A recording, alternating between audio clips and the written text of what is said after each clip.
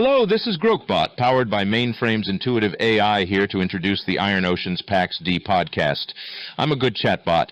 No, really, I am a good chatbot, though. I'm not really here. I'm just a well-trained chatbot. I'm a good chatbot. Can't fire me.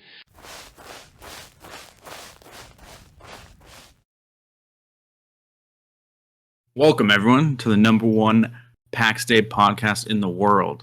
The purpose of this podcast is to share and recap some of the neat features that the Pax Dei devs have shared with us. In addition, this is a great avenue for Iron Oceans to discuss some of our events and activities going on within our Discord. Currently, we have a giveaway going on in our Discord for a copy of Diablo 4 Ultimate Edition. It is sponsored by Chili's Tavern. Everyone is eligible to enter the raffle. Just head on over to the discord.gg Iron Oceans to participate. With me, I have Eltari, the professional gamer, and Phoenix, the lore master. How are you guys doing today? Hey there, doing good. Well, that's awesome. Do you guys have anything you guys want to share about yourselves? Yeah, Eltar, do you want to go first since you're on camera? I'll go for it. I'll go for it. What's up, everyone? This is Eltari, the professional gamer. You might have seen a couple of my videos. I've been covering Pax Dei since day one.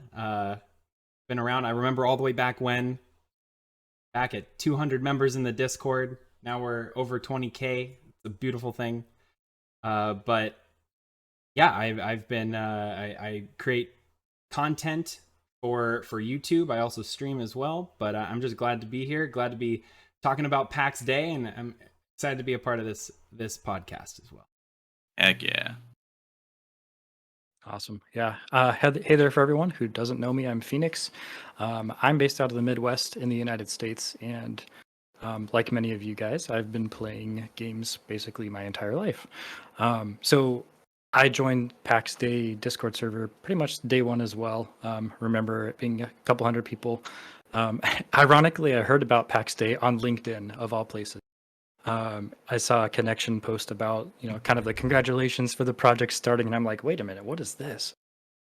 So jumped in and basically almost immediately started gathering information. So it's been the FAQ document used to just be like a couple of pages, and that has exploded, as everybody can see. So super excited to be here, and thanks for having me. What are we at? We're at 76 pages of FAQ right now. That's crazy. And we haven't even started the game yet. Right. For everyone who doesn't know me, I am Wuglet. I live in San Diego. I go by Wuglet or Ben, whatever anybody prefers. I am the leader of Iron Oceans. I am a content creator in the space of Twitch as well. And I like long walks, not on the beach. I like to stay in my house. But with that being said, real quick, I'm going to go ahead and plug Iron Oceans and kind of our ethos. So within Iron Oceans, our goal is to develop a structure that is inclusive to every player type, from PvE, PvP, PvX, RP, and etc. While we don't have a ton of information on systems and gameplay loops, our goals and aspirations will change with time. Our intended culture is to bridge the gap between casual players and the most hardcore MMO players, who can enjoy PvP, while I enjoy picking flowers and managing the clan. That is perfectly fine. This culture will be shrouded by our own unique Iron Oceans lore and why we have magically appeared on the coasts of the Pax Dei game world. Structure is important to us, but not the kind of structure that is inherently unfun. So that's just a little plug. If you guys would like to check us out, discord.gg Iron Oceans. Q. Flex. Sorry about that. Also, Vodka Redbull. Cheers. I have never heard about that until you shared about it, and it's got me so intrigued. Vodka Redbull? Yeah. Sir, it is like liquid Coke, and it's legal. Anyways, let's go ahead and what are we going to talk about first? Let's just talk about Pax Dei and the Discord, right? We just hit 20K members, which is crazy, right? We're pre-alpha, 20K members. I think we're right around 159 on the Steam DB wishlists ranking page, which is also phenomenal. I think we only need like 40,000 more wishlists to be in the top 25. No big deal or anything like that. Dang, nice. Yeah, crazy, right? We're pre-alpha. and it's just everyone is hopeful.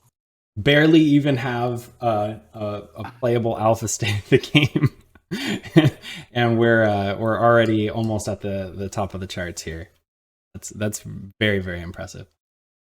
Definitely. 2 weeks. You guys think we'll hit 30K?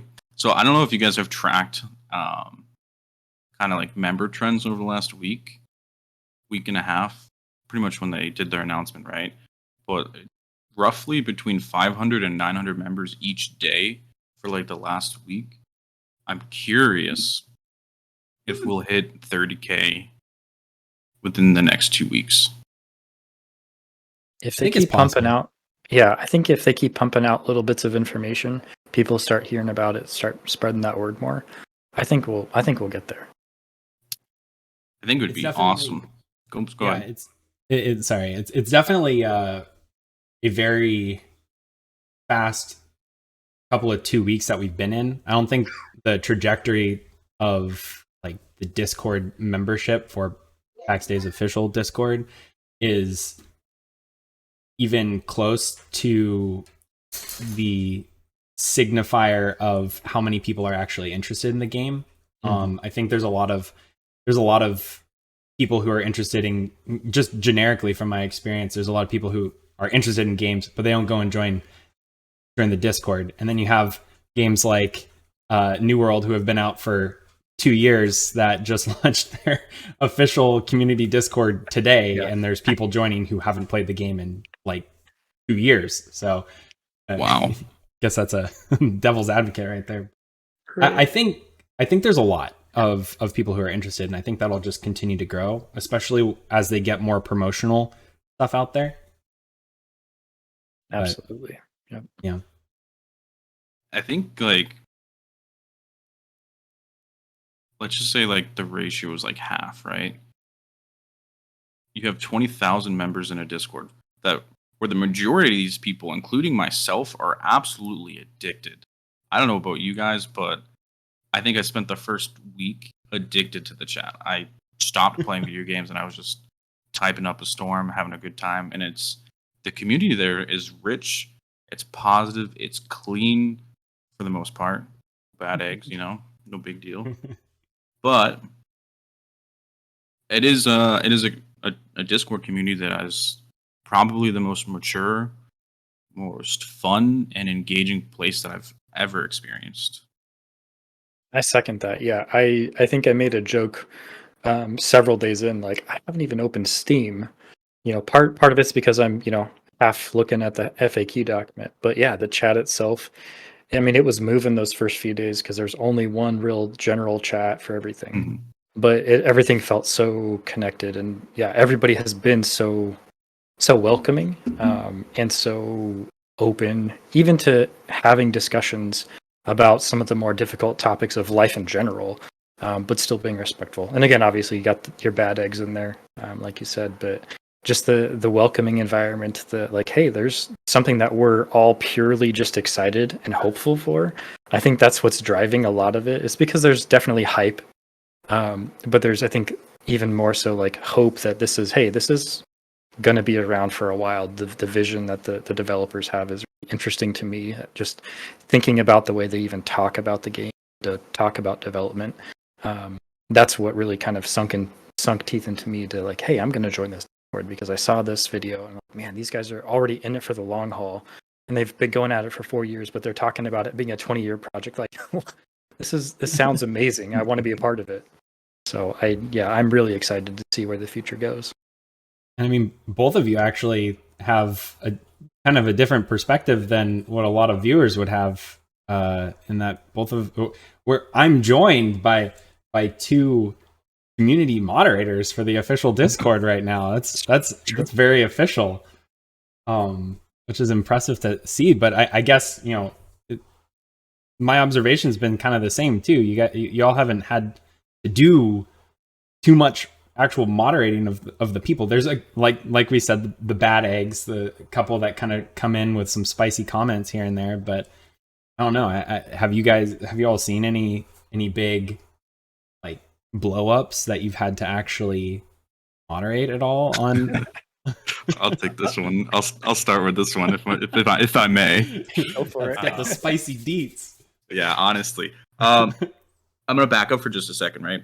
I think so. With over 20,000 members right now, there's about 103 to 104 bans total on the Discord. Half of those came in with a blocked hate raid, which is like, that stuff happens all the time in Discord communities. Some angry person just kind of sends a different bot, like a bunch of bots, and that makes up half of our bans so far. To have 20,000 members and only about 100 bans is phenomenal, Impressive. right? You talk about a really hopeful and healthy community. This is it. This is truly it, right? Some of those bad eggs, not even necessarily bad eggs, right? So like, AutoMod is a great tool for Discords, and my favorite thing about it right now is, right, it's filtering all swear words, right? I'm somebody that swears a fuck ton, right? I'm prior Navy. What's the saying? Sailors swear a lot, right? And coming into this Discord, I had to get used to not swearing like at all. It would just filter my message, and I was like, I gotta rewrite it. And at first it was annoying, but like now that I kind of sit back and I look at it and think about all the discussions that have been had, and like even off topic or the Pax Dei chat, it's all, you take out the opportunity to swear or post these negative words, and the discussion just flows smoothly. It's clean, it's constructive, and I really like that. And then I'll let Phoenix start with some bad eggs. How about that? I think that's a really interesting point, though. I'm sure, I'm not a psych major by any stretch of the imagination, but just the comment you made about taking all of that negative, kind of negative energy, negative talk out. Yeah, it definitely adversely it cleans up the conversation, and I think helps direct conversation back to the positive, hopeful that we all see. Whether wherever we're on that spectrum about themselves. Yeah, I mean, go for it. I don't think I've ever been in a Discord where someone says hello and there's like 30 people sending the wave emo. Right. Or when someone goes to bed, sometimes it's just fun to go and be like, good night, and then not really be going to bed, and then 2 hours later come back and be like, good night, and then there's still people sitting there waving at you. Yep. My buddy again. Yeah, it's the addiction to the Discord, honestly. Like, you're like, it is. all right, I think I'm gonna go to bed. I'll shitpost a little more, no big deal.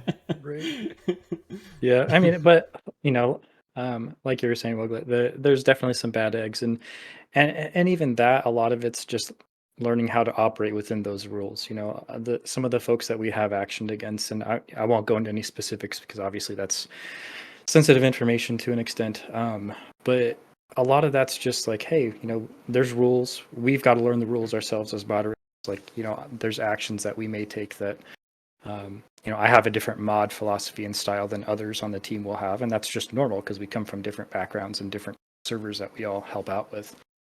So there's a little bit of give and take there, but there's also, the community also has to be on the other end of that, learning, hey, we have this strike system, but basically the way it works is you get up to 4 strikes, and then basically the 4th one you're gone. So there's some warnings that we hand out, and even then, like, so one thing I really miss about having GIFs in the main channel is I like to use that as kind of a non-confrontational, like, hey, like, stop it with the GIF. But yeah, so there's times people that will eventually cross the line. Some of them happen to do that a lot more often than other people, and some learned right away. Oh yeah, I gotta clean up my act or whatever. For sure. For the most part, like, it really has been a really neat community to be a part of, and it's fun to see it from kind of the backside of things a little bit, where we are moderating, trying to help keep the place peaceful and safe and whatever. But yeah, it's been really enjoyable. That's the great thing, is that the Discord community's biggest faux pas as a collective whole was the historic stripping of being able to use GIFs in the general chat. I am someone who communicates a lot with with GIFs, and I have an infinite library of them stored in the back of my brain, and that actually kind of goes in.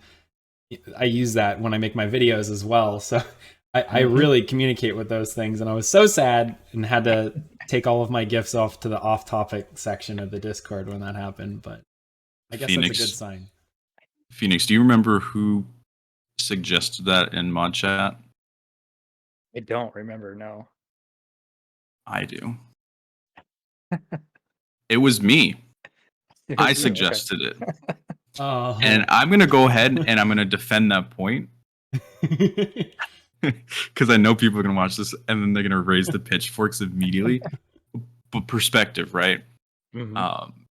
Mainframe and their staff had asked us to moderate PAX Day and keep the discussion on topic regarding the game itself. The only leniency in that rule right now is when developers are in chat, they're primarily just trying to look at one chat and collect feedback and engage with the community, right? So that's when we kind of go into a low moderator kind of zone where you guys can post a meme regarding PAX Day and stuff like that. But as soon as we stripped GIFs and we got through the initial pitchfork raising, the topics were so much more clear and concise and on topic. It was like awesome to read that. And initially we didn't have the ability to post links at all. And then we kind of brought that back based off of Zara's recommendation, actually. So we brought links back for the purpose of like video dissections, right? When we were dissecting the alpha video, it was hard to describe a dissection in an on-topic conversation without being able to post an image with like a picture, like with an arrow pointing to like what we're talking about. So initially, yeah, we took GIFs away and hey, use them in off-topic, have fun. And then we refined it and it was like, okay, maybe that's a little too much. And I think where it is now is a super good system. And to end that point, it's funny to me, right? PAX Day chat is kind of where the majority of people sit. But if people banded together and all moved to the off-topic, they could talk about off-topic, they could use their memes, and they could discuss PAX Day. But, that's just me. Yeah, but then where's Groke going to be? That's my question. Where's Groke going to be? Right. I would, if you guys are okay with it, I'd like to segue into that actually right now. Yeah, go for it. Yeah. Groke, over this last weekend and last couple days, an absolute mad lad. Holy crap. He took the spirit of an MMO player and just shoulder checked it. He was in chat probably like 60% of each day, making super good memes, some good discussion. And what do you guys think of that as just like the developers interacting with the community itself? I hope he gets paid for his overtime because he was I, honestly, the amount of I wouldn't call it publicity, but hype that one developer can generate by just staying up till 5 o'clock in the morning writing responses to things for his local time. I mean, it just the amount of hype that came from him explaining things that probably to the dev team would be really simple things that they can explain right now about systems and stuff like that, but that just gave clarity, especially to players basically a week and a half ish into the game being announced, and just the answers that we were getting was so I appreciate it. I totally agree. I find it refreshing to just see somebody so engaged with the community as a developer, coming from another previous MMO that has very corporate backing. Wonder what that could be. Yeah, right. Trying not to throw anything under the bus because I might get in trouble for that. But Just the difference in the communication. I've seen it mentioned several times. Like, I've talked to this developer more in a week and a half than I have at the other place for like over a year. Like, there's such a difference in the communication.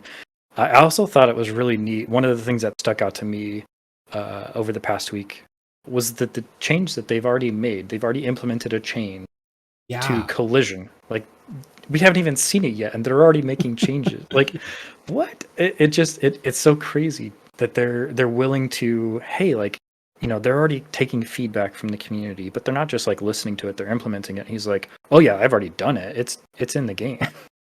Can we give context to that really quick for people who are viewing and might not know what we're talking about? Oh yeah, absolutely. So I have to find it on the FAQ because it's 60 I pages have or whatever. I have the image up if you need it. Okay, nice. Yeah, so prior to when there was an initial question about collision, that basically there wasn't going to be any player versus player collisions. They're still kind of discussing that, and then somebody made a comment based off of whether a weapon was sheathed versus unsheathed, and so that, I think, spurred along some of their thought. And so Groke ultimately made a change to that being the case, where if a weapon was sheathed and there's two players, if I'm going to attack Altari and he has a weapon out and I have a weapon, I can hit him, or I'm sorry, like I can hit him with my body. There's collision there. But if he puts a weapon away and I have one out, there's no collision. And that change was something they just implemented based on the feedback based from a player. So it's really interesting just to see the dynamic of how fast they can move, because I think a change like that, maybe it's not easy. I'd have very little coding background, especially for games. Something like that to me sounds difficult, because like collision could be a big thing. Maybe it's just a flag, I don't know, but it's really interesting. It also kind of shows you the power of the Unreal Engine in regards to other games whom shall not be named, and the spaghetti code therein. Yes. It's impressive to have a dev build where they're able to make a change and they send it to testing. Now, granted, they probably just have a small dev team actually working on their alpha build right now, so maybe they're not seeing the issues. But I can tell you with definitive certainty that change could have resulted in numerous game-breaking bugs and the taking down of a marketplace for multiple weeks in order to fix the issues. So wow, I wonder what game we're talking about here, huh? I don't know what we're talking about though. I'm not going to talk negatively about any other game. I do want to kind of just go along with Phoenix's point, right? That conversation between about the collision was less than 24 hours from the response and implementation of the change, right? Groke, to quote Groke, "Hey everyone, we're overwhelmed with the gratitude by the amount of feedback and suggestions we've got so far, and as a token of appreciation, I can announce that today we made a decision to change our previously made design based on your feedback. Instead of having no player collisions in safe areas, we decided to enable the collision between players who are wielding a weapon in their hand. This was already implemented today and will go through testing next." So to have a developer see a player concern, think about it, take some notes, go back to the team and implement it within 24 hours, regardless of how long the actual implementation change takes to go through bureaucracy or the corporate ladder to get those things done is phenomenal. It was done in that amount of time. I remember, I think I even asked him, is this real? Because it just the fact that it happened so fast was like baffling to me. Like, how is that, like, how do you make that work? Because I'm thinking of the context of one other game and how long anything it takes to change. Like, wow, that's pretty amazing. Absolutely. Real quick, I do want to take a time to talk about one of our sponsors. We'll be talking about MecX Labs. If you are looking for a functional and customable addition to your desk, at MecX Labs, they are passionate about building high-quality, affordable keyboards for everyday computer users and hobbyists. Their high-quality and affordable products are designed to help optimize your workflow and improve your productivity. Their macro pads are fully programmable, allowing you to design a specific function and shortcuts that will save you time and energy. They're also compact and portable, making them ideal for travel or on the go. Visit them at mecxlabs.com to learn more about their products and how they can benefit you. With MecX Labs, you'll experience a new level of productivity and efficiency. You can order your macro pad and accessories today and save 5% off with the code Iron Oceans at checkout. So this is the product that we're speaking about. Oh god, it's just a little macro pad. It has kind of like an LED screen, a knob right here for like audio control, and we will be giving one away on behalf of MecX Labs in the Iron Oceans Discord. That promotion or that giveaway will run for probably about 2 weeks. So if you are interested in macro pads, go ahead and jump on in. So thank you, MecX Labs. Now back to topic, guys. We could go over. Let's go over some of the thoughts on the AMA lore today, right? Does anybody have anything they want to start out with? Oh, if I could start out, unless Phoenix, do you want to talk about it? Go for it. Okay, yeah. So, so the cool thing about the lore, I know a lot of people might be a little sad, just a little sad, not a lot sad, just a little sad, because the total AMA wasn't completed. But I also think the dev team didn't expect there to be literal hundreds of responses. Yeah. But nevertheless, I think the actual like lore that they gave us and the picture that they gave for what the potential could be is just, it's got my brain rolling in 40 different directions. But essentially, I'll summarize it. But essentially, they give us a excerpt from book or from some kind of retelling of something made by Firebrand Silas of Anatolia. And essentially it's talking about how a deity created the 9 levels of hell by every time they get bored with, or not bored, but every time a plane of existence, I guess, gets disappointing, they smash another plane on top of it and they just keep layering it on top. And they also included a really cool concept art as well, which is probably right here when I edit it. And in addition to that, they also talked about just generically what everything, you know, in the lore revolves around, and how it's this Middle Ages kind of Western European perspective on what would be familiar but not familiar in the world during the Middle Ages, and the amount of places that they can pull from. I think just to name a few, they definitely mentioned kind of Greek lore as well as just Celtic myths, the Kalevala, dark fables from Rus, the Anatolian and Greek stories from antiquity, the amazing flora of Persian and Indian mythology, and yes, even further afield. And just the amount of mythos that revolves around, especially if they're going in this angle with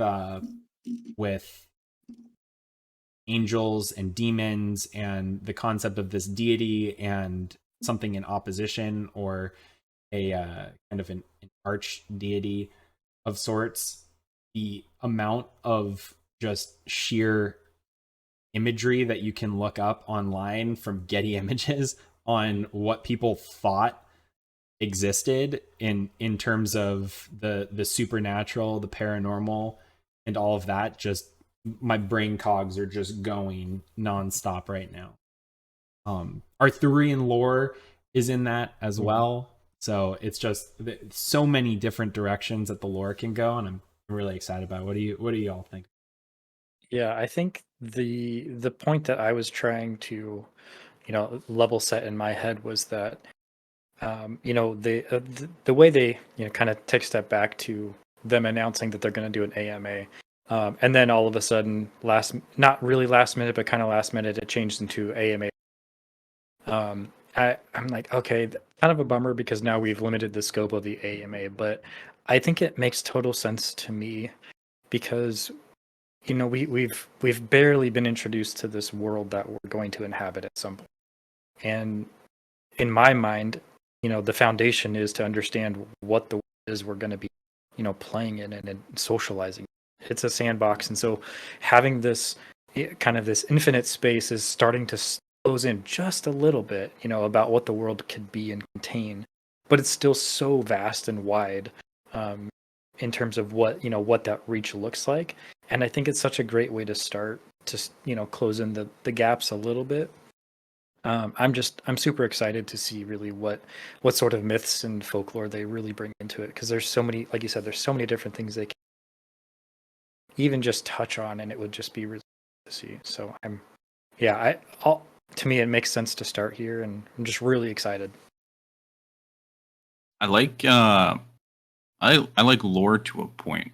I'm an MMO player to a point where it's like I enjoy getting the general gist of it, but I don't necessarily follow every little crevice like Eltari might, analyze the mythos and stuff like that. But the one thing that kind of stuck out to me is, let me quote it real quick. It is one of the endless possible parallel creations in a universe ruled by the divinity the medieval mind believed was real.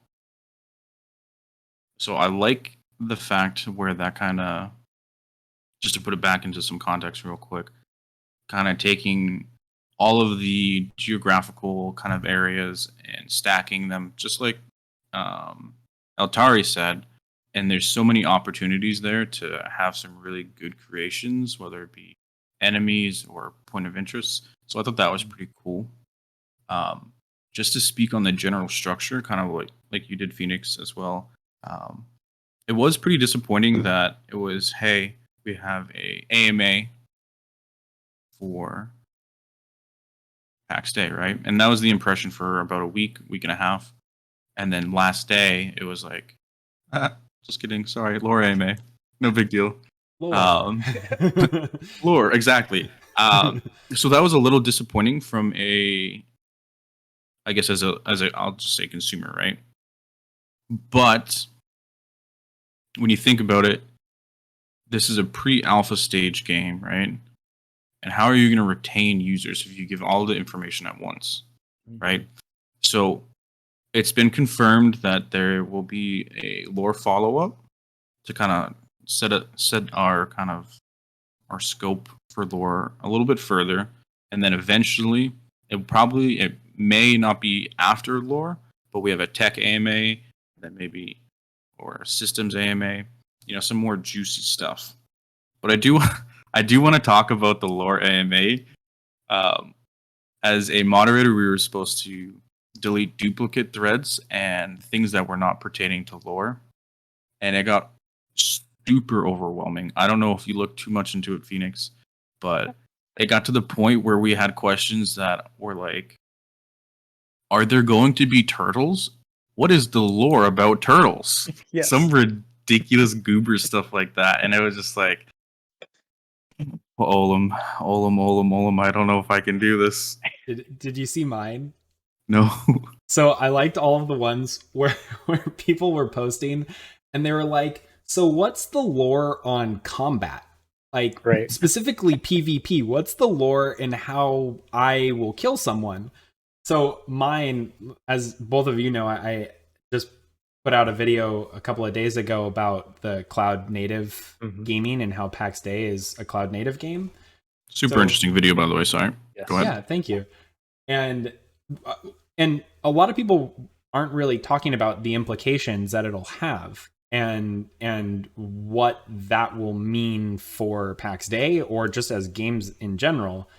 But the part that was interesting to me is, a lot of games, the places where games will die, the hill that a game will die on, is you have all of these really cool lore things. People are role playing, they're doing all this stuff, and then just some world breaking thing comes out of nowhere and you're stripped from the immersion and nothing makes sense anymore, and you're like, well, this is dumb, this is just a feature that they put in to do whatever.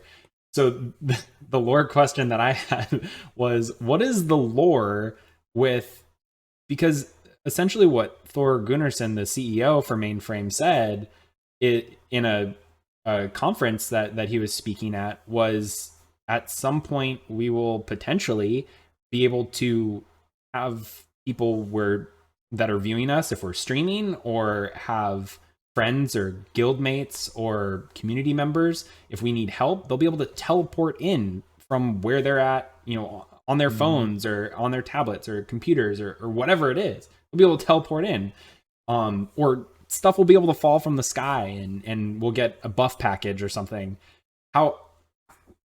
My question was, what's the lore behind that being able to be a thing? Now, I could see a couple of different directions that they'll go, but I'll be interested to see if they do answer that one, because there is a lore implication to it, right?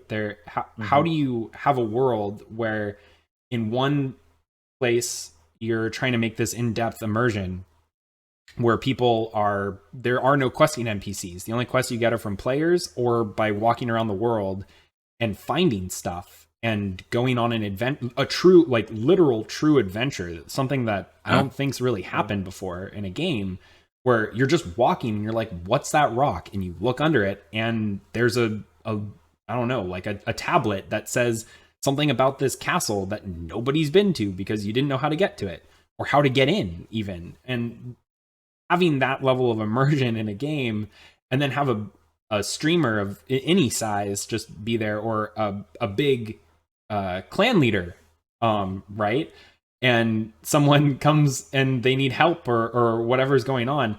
What does a bunch of people teleporting in all of a sudden look like in terms of the lore? And how are they going to explain that? That's something that maybe you all have some thoughts on that too, but it was fun questions like that. Yeah, I like the gymnastics that people did to get some of those lore questions, and then I did look a little bit into them, but I'm like, I don't want to be nitpicky about deleting something, because they're all legitimate questions in some manner, Right. But I did share that. I remember sharing that article, or I think it was a video, in one of the chats, and asked people what they thought about it, and there's actually a lot of pushback, because it feels very Zerg like, like, hey, we've got this army of people that just Zerg and teleport in, right? Yeah. And there's a lot of potential immersion breaking things that happen. I mean, what do you do about PvP? Like, there's so many more questions that come along with that. So Right. I don't know how I feel about it. I could see some examples, and I even threw out a couple examples. Hey, like, maybe your clan leader is fighting a world boss, and so he throws something out on Discord saying like, hey, I need some potions because he's, and somebody just happens to be nearby. I could see, in a sense that that would work. But yeah, I think the abuse of it is probably where I'm like, I don't know. On the flip side, though, what if it was like a streamer versus a streamer, and they're in the Outlands or whatever, they're in a PvP zone, and the one streamer brings down like 2,000 people, but it's not their actual player characters? What if it's, angels or demons or something like that? A kind of non-player player character, something that's not yours, but kind of yours. Because I know they did talk about it in that a way that they can advertise the game in the future is have a clickable ad that basically an advertisement for Pax Day might be on a website somewhere. You click on the ad and it just links you into the game, like immediately into the game seamlessly. And you, as someone who's just interested in the game, is automatically playing. And if you're doing that as maybe a streamer, or you're tuning into a streamer and you choose to do that instead, you're not really going to help. if they're going up against a raid boss and there's 20, 30 people that spawn in instantaneously and they just get their faces smashed in by a dragon, like it's going to be no effect. So I could see them taking that angle too, but Interesting. The implications are big. Yes. Very big implications. And at this stage where we haven't been burned and we know where these devs come from, what their history is, I think we could see the proper implementation for preventative tools for abuse there, and I think that would be fantastic to see as cloud gaming develops as a total product, right? Absolutely. Just to kind of end off on that note, I referenced the turtle one, but I believe it was Nazarus that said in his AMA lore question said, "What is the lore about the Pax Dei Alpha, and when can we expect to get that lore?" I love it. I was not mad. I was laughing my butt off. I was like, that deserves push that through. That one to the top. All the reactions on that one for sure. That's awesome. But yeah, that one was super good. Then we had I don't know if you guys saw the meme by Semishot. I kind of want to do like a meme of the week for the podcast. Meme of the week. Yes. But in response to Groke being here all weekend, he posted a meme where Groke was just like super excited about being in the Pax Dei Discord, and then Spire coming up and grabbing him and saying, "It's time to go to bed." So we'll share that on screen, but it was super good, super funny. I think it had the most reactions in the Discord on anything that I've ever seen, aside from like some big developer like statement. You know what I mean? That was super good. The funny one. It was super good. Groke is kind of turning into the mascot for PAX Day developers, I think. I'm scared for him. Like there's a lot of pressure with that too. Right? It's not even necessarily the pressure, right? Discord communities are weird. And that's okay. But like this is how it starts, right? It starts with a super fun popularity, then it goes to meme. We're in this religion phase that's starting to come out right now. Yes, I see that. But then it gets weird. A cult. It goes cold, and then it gets weird after that, man. It goes, and then there's going to be Groke fan fiction, and that's not going to be fun. So it's going to be like be prepared, stuff. fellas. There's going to be weird stuff coming out. Definitely. Internet. Definitely be prepared for that, Groke. Yeah, it's something. Hopefully, has anyone identified him in the dev announcement video yet? Do we know what he looks like? I think we know he works in the office in Iceland, I believe. Okay, that's what I was told. He needs to be careful because people will start deep faking him on places. Right. Yeah. Good luck, Groke. Yeah. Good. Godspeed. Okay. This is a good opportunity to take a pause real quick and talk about our second sponsor, if that's okay with you fellas. Yep. All right. So I want to talk about Chili's Tavern. Chili's Tavern is an open gaming community where all gamers are welcome to hang out. Are you having a hard time finding other players for your favorite game title? Well, you can head over to Chili's Tavern. Iron Oceans would like to graciously thank them for a copy of Diablo 4's Ultimate Edition. This is a giveaway going on in our Discord. Everyone may enter aside from Iron Ocean staff to keep it fair. You can head over to Iron Ocean's Discord right now and navigate to the giveaway channel. You can also find Chili's Tavern's Discord information on screen, but also within the giveaway channel itself. Go ahead and give them a checkout. We are going to end the giveaway within 2 days. That way you guys have the opportunity to get into the open beta for Diablo 4. Altari and Phoenix, if you want to go ahead and play some Diablo, go ahead and click that little reaction button. Let's go. You have a chance to win. The odds are good right now. The odds are good. I'll take it. Yeah, it's crazy that it's already here. The beta is here. Oh, man. I'm excited for the Diablo 4 beta. How about you guys? It's good year for games in general. This year's going to be good for games in general, I think. The summer, and especially, we've got Baldur's Gate 3 releasing in August. We've got Diablo 4 that scared it away from its original release date. I think June, right? Yeah, June. Yeah. Because that's when Baldur's Gate was supposed to come out, and then oh wow, Diablo 4 was like, by the way, we're taking that release date from you guys. This is our window. Yeah, I think Diablo 4 is going to be is the only relatively safe release this year in terms of like Guaranteed good. guaranteed decent, right? I have a feeling that they're going to try and push into a area that is more Path of Exile than is Diablo, and that's kind of a concern for me. Path of Exile was okay to me. I didn't particularly love it. And I think a lot of the original developers that developed Diablo 2 and Diablo 3 are now gone from Blizzard. So it's interesting to see. It will be interesting to see how that ends up turning out. And I am happy that it should be a relatively safe release. I was kind of disappointed in Atomic Hearts. I don't know if you guys tried to play that or Hogwarts Legacy. Hogwarts Legacy I did play. I haven't played Atomic Hearts yet. It's kind of on a list. I got kind of turned off the Hogwarts Legacy though. Because like right when it came out, there was an issue with all the game drivers and stuff for it.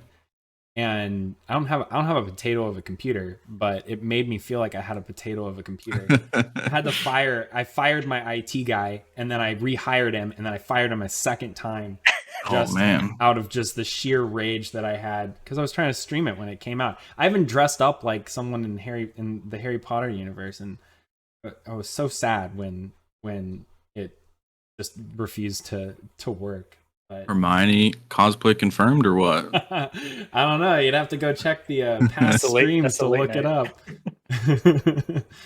Hey, we might have to check it out. Hogwarts Legacy was good for like 10 to 16 hours, and then you realize that there wasn't any additional mob types other than like the 5 that were in the game, and that it made me feel like I was playing Borderlands again, where aside from bosses, which Hogwarts Legacy really doesn't have, it was just rinse and repeat with a different environment. I haven't beaten the game yet. So let me premise it with that.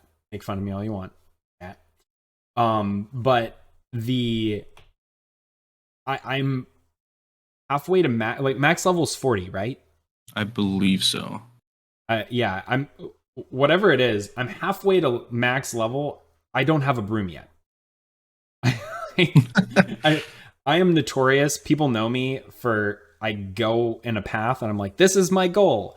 And I end up on the other side of the world doing 14 other things. So I think I kind of broke I know the level scaling, you can go through the entire game as a level 1 character and it would be the same difficulty all the way through, how they scaled it. At least that's what I've been told. But I just haven't been challenged with it.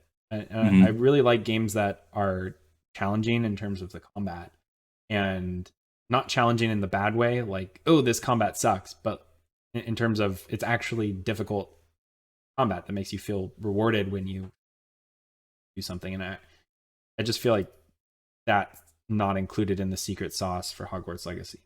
Beautiful game though. I love the universe and I love how it looks in game.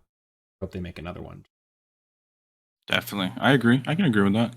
Yeah. And I think Hogwarts Legacy was like one of those games where you can do whatever you want and play that style. And, you know, the fact that you didn't have a broom made it a little bit harder to do a lot of the things in the game, but you played the way you wanted to play during those hours. So That is respectable. I can get behind that. It's ironic for me that the amount of hype that I heard about that I'm like, I don't know about that. Like, because it could go really good or it could go really bad. You know, I say ironic because of how little we have about Pax Dei and like beyond hyped for it. But I have such a love for the universe itself of Hogwarts and Harry Potter, and you know, we're all probably roughly the same age, so we all kind of grew up with it. You know, the books and the movies kind of going hand in hand, and so, you know, those are things I watch every year just because it's fun for me to do. You know, we have a little watch every year. Is it a Christmas movie for you, Phoenix? The first one is. Yeah, the first one is. Yeah, just because it's so it's I don't know. Yeah. So my perspective on movies is kind of skewed. I think any movie that was released around Christmas is a Christmas movie. So to me, funny.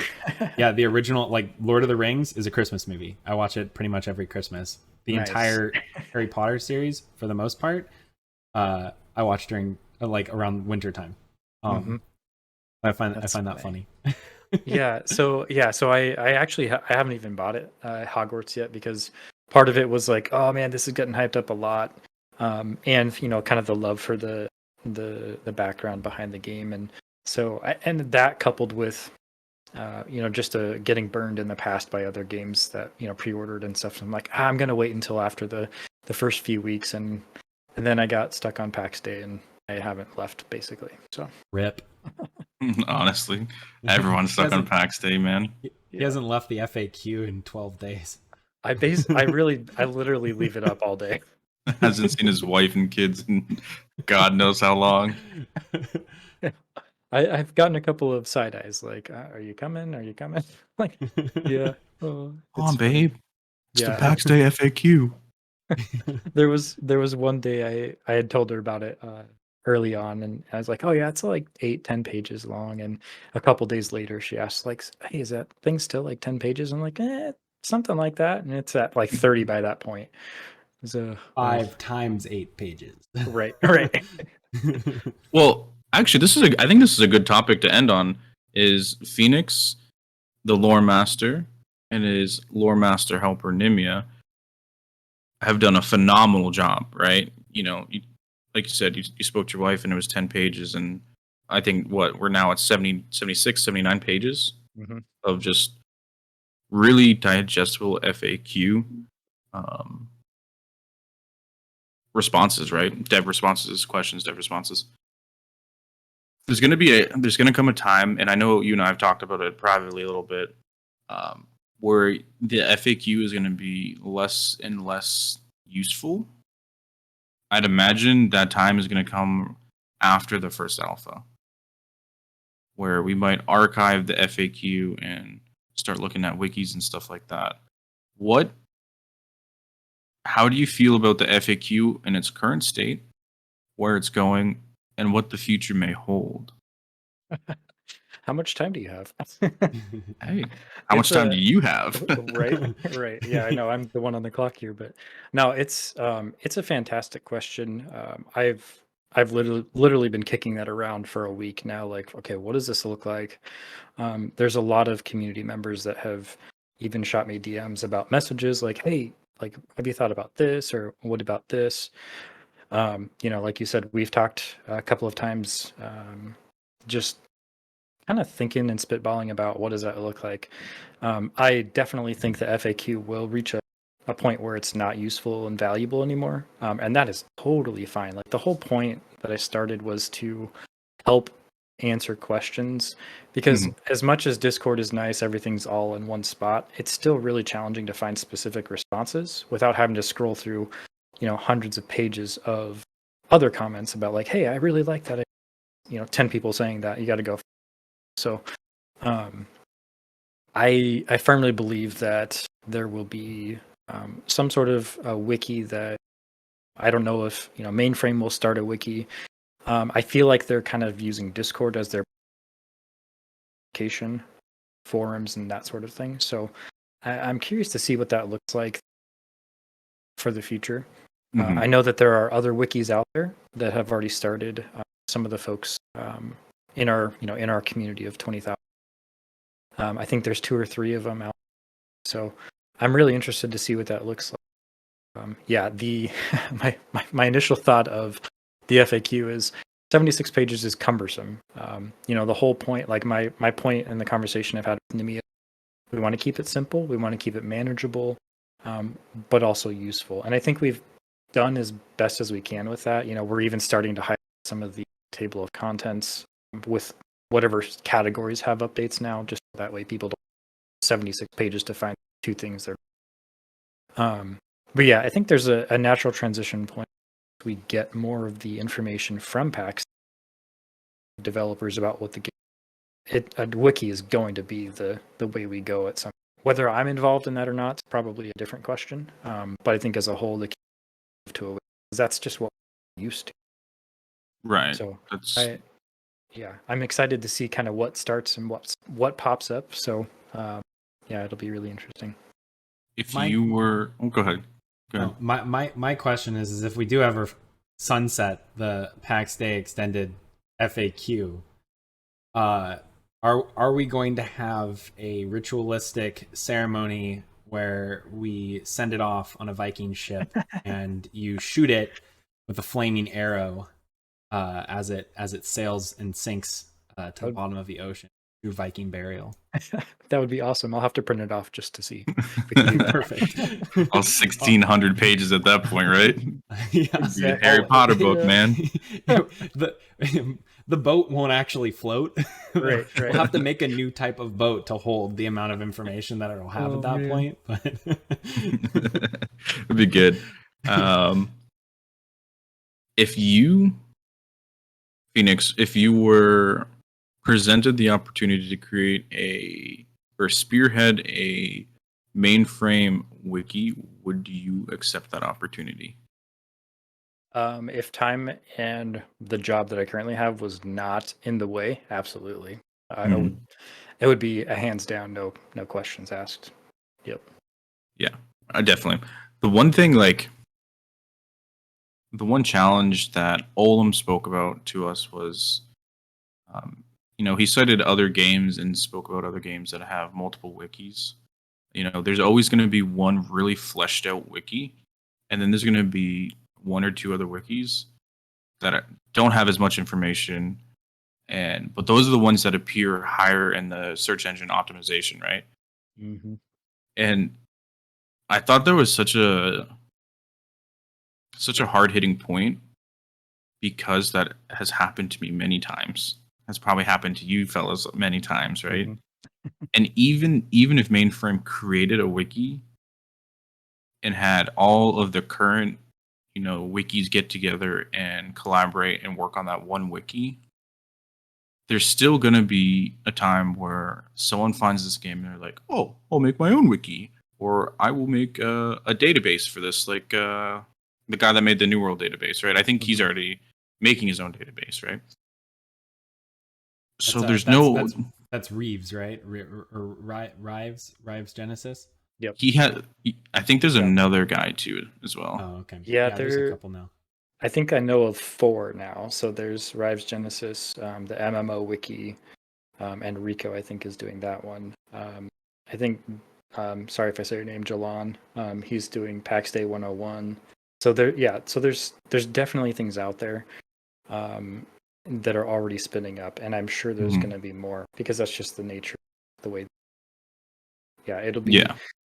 And that's kind of like, I even asked Olam, I was like, do you guys have a central resource you guys are going to put out? Because I would love to be part of that, if I could, but just for keeping things consistent, there's some of the things they've talked about in the FAQ is keeping the secret for players to find. And some of that other the wikis out there are going to have all of the information out. So if they were able to control the information by creating their own source, I think that makes sense, but I don't know that that's going to be the case, given some of the other comments. Because it'd be great to have a Pax Dei resource created by Mainframe that everyone can collaborate on, but it's not going to prevent people from saying, "Hey, I can do this better," and doing it, and then appearing somewhere in the search engine optimization, right? So it's kind of I feel like it's kind of an impossible thing to really have one wiki with all the good information. So it is what it is, right? Yep. Yeah, we'll see what the future holds. I mean, we're not even at alpha yet. Yeah. Soon, or before too long. Yeah. Before too long. Before too long. Well, awesome, guys. I think we'll go ahead and wrap it up there. I appreciate Eltari, the professional gamer.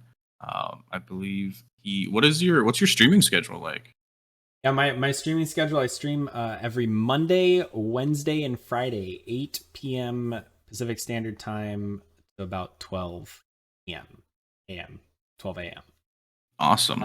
Yeah, and I try and also post a YouTube video, at least one that's kind of like 1.5 YouTube videos a week. So if you are interested, go and find me. I think there's going to be a link down below. Yes, sir. And then also a big thank you for Phoenix taking time away from the FAQ and his family to come kind of just give some insight and and have a good conversation about Pax Day and who you are and what you do. Also, on behalf of the FAQ, shout out to Nimia for also doing great work on that as well. So bravo to both of you. Yay. Do you have any closing remarks, Mr. Phoenix? Yeah, I just want to say thanks. Appreciate the time, and yeah, we're making a lot of headway with the FAQ, and Nemia has been super helpful. Because I'm in US, so kind of the off hours, which is really weird for being in or being involved with games that most of them are here that I've played in the US. So being kind of the off schedule has been really strange. So she's been able to help pick up a lot of that initial conversation that goes on in the mornings. 2 o'clock in the morning for me. I have should I stay up a little longer for this? Nah, I need some sleep. So yeah, it's been a fun project. We've both enjoyed it. We're both kind of getting a little bogged down with work and switching back and forth, but it's been a fun thing to do, if nothing else, and just being involved in the community has been really fun. So thanks again, Wilga, for giving us the opportunity to. Yes, sir. And I'm just going to plug a couple things just to end us off. First off, shout out to Iron Oceans. We are growing at a rapid rate. If any of you guys spend any time in the Pax Dei chat, some person asks for help, and it's 6 replies from Iron Oceans. And that's super cool to see. The structure that we're developing, I think, is a lot of fun. So if you guys would like to check us out or get in on either one of the giveaways by MecX Labs or Chili's Tavern, go ahead over to discord.gg Iron Oceans. And with that being said, thank you guys both for your time once again, and thank you guys for watching at home. And we'll see you another time. Peace out. Yes. Thank you. Take care.